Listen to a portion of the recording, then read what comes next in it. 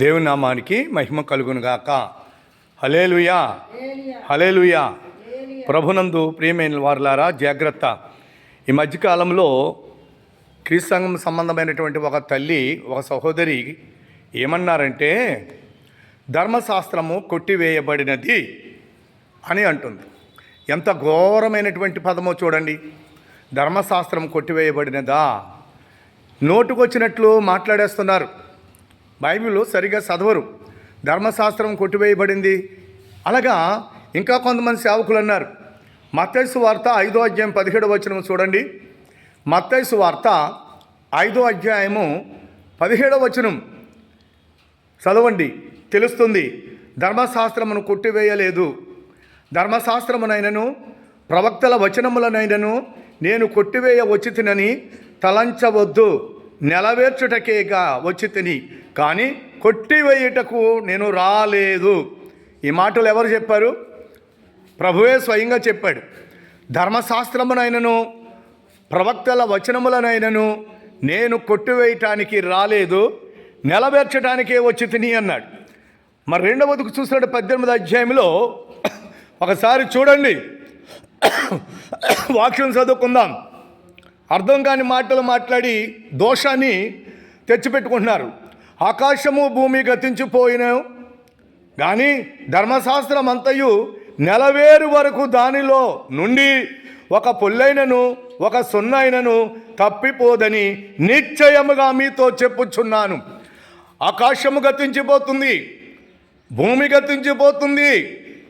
ఆనాడు ఆదిదేవుడైన యెహోవా మోషే ద్వారా ఇచ్చిన ఈ ధర్మశాస్త్రము నెలవేరు వరకు, ధర్మశాస్త్ర సంబంధమైనవి ఎన్నో ఇంకా నెలవేరవలసి ఉన్నాయి. అయితే రోమా 8లో ఏముందంటే, ఒకసారి వినండి, ఏమని ఉందో తెలుసా? ధర్మశాస్త్రము దేనిని చేయజాలకపోయెనో దానిని ప్రభువైన యేసుక్రీస్తు వారు నెలవేర్చారు. ధర్మశాస్త్రం దేనిని చేయజాలకపోయెనో దానిని ప్రభువైన యేసుక్రీస్తు వారు నెలవేర్చారంట. ధర్మశాస్త్రం మనిషిని ఇది తప్పు, ఇది తప్పు, ఇది శిక్ష అని హెచ్చరించి ప్రతి మనిషిని కూడా ఇరుకులోనే ఉంచింది, ఇరుకులో పెట్టింది. ప్రతి మనిషిని కూడా ఇరుకులో పెట్టేసింది. కానీ ధర్మశాస్త్ర కట్టడల నుండి ధర్మశాస్త్రము విడిపించలేదు, మనిషిని నేరస్తుడిగా బంధించింది. ఆ బంధకముల నుండి విడిపించినది నా ప్రభువైన యేసుక్రీస్తు వారు. హల్లెలూయా. ఇంకొకటి చూద్దాం. కాబట్టి ఈ ఆజ్ఞలలో మిగిలి అల్పమైన దానిని నేను మీ మరియు మనుషులకు అలాగున చేయ బోధించువాడు ఎవడు? పరలోకములో వాడు మిగుల అల్పుడు. చూసారండి. అయితే వాటిని గైకొని వాడు పరలోకములో ధన్యుడు. ఎవడైతే ఇలా బోధిస్తాడో, ధర్మశాస్త్రం కొట్టివేయబడింది అని తన సొంత జ్ఞానం అంటే పరిశుద్ధాత్మ అభిషేకము లేకుండా వాక్యము బోధించువాడు ఏమవుతాడు తెలుసా? పరలోకములో అల్పదశకి వెళ్ళిపోతాడు. చాలామంది సేవకులు ఇదే మాట్లాడుతున్నారు.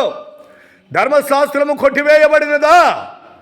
ఎందుకు మీ సొంత మాటలు మీరు మాట్లాడుతున్నారు?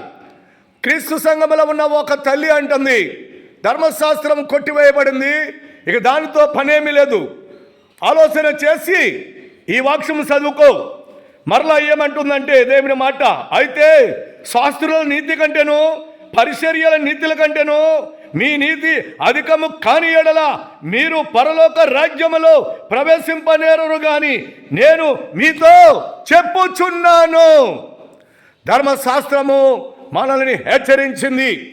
ధర్మశాస్త్రము లేనప్పుడు పాపము ఆరోపింపబడలేదు. ధర్మశాస్త్రము వచ్చినప్పుడే పాపము ఆరోపింపబడింది, ఆరోపణలోనికి వచ్చింది. ధర్మశాస్త్రమైనను ప్రవచనాలు అంటే ప్రవక్తల ప్రవచనములైనను నేను కొట్టివేయ వచ్చితునని మీరు తలంచవద్దు, నెలవేర్చడానికే వచ్చి తిని. నెలవేర్పులోనికి రావాలి. రాకడి కాలము ప్రభు అయిన యేసుక్రీస్తు వారు ఎత్తబడాలి, తీర్పులు జరగాలి. ఆదిదేవుడైన యెహోవా మోషే ద్వారా ఇచ్చిన ధర్మశాస్త్రమును కొట్టివేయబడింది అంటే దాని అర్థం ఏంటంటే ఎక్కడక్కడ కొట్టివేయబడిందని లేదు. యజ్ఞము, యాగములు, బలులు, అర్పణములు, ధూపము ఇలాంటివన్నీ కూడా ప్రభు యొక్క శరీరంలో నెరవేరిపోయాయి, శిలువ యాగములో నెరవేరిపోయాయి. ధర్మశాస్త్రం కొట్టివేయబడిందని ఇక ధర్మశాస్త్రం చదవలసిన పనేమి లేదని ఒక తల్లి అంటుందన్నమాట. ఎంత అజ్ఞానము! ఆమె కాదు, ఒక దైవజనుడు కూడా అన్నాడు, ధర్మశాస్త్రము కొట్టివేయబడిందని బోధిస్తే నేను వెంటనే బోధించి చెప్పాను. అలా అనకూడదు, అది మహాదోషము, అది మహాపాపం అవుతుంది. ఎవరండి ధర్మశాస్త్రం కొట్టివేయబడింది అని ఎలా చెప్పగలుగుతున్నారు మీరు? ధర్మశాస్త్రములో ఉన్న ఒక ఆజ్ఞను, పొల్లైనను, సున్నైనను నేను కొట్టివేయవచ్చునని మీరు తలంచవద్దా. మిక్కిలి అల్పదశకి వెళ్ళిపోతారు. జాగ్రత్త, మీ పరిచర్య అంతా వ్యర్థమవుతుంది, మీ భక్తి జీవితం వ్యర్థమవుతుంది. కాబట్టి మీరు ఏం చేయాలంటే ప్రతిదీ కూడా పరిశుద్ధ బైబిల్లో ఉన్న ప్రతి మాటయు, ప్రతి ప్రవచనము, లేఖనములు నమ్మాలి.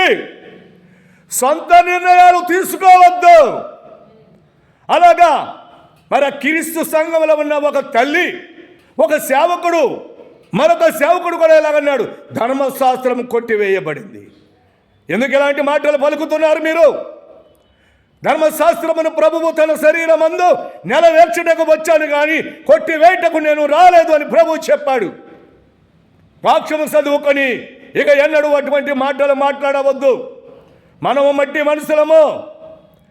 బైబిల్ గ్రంథం చాలా మర్మయుక్తముగా ఉంటుంది.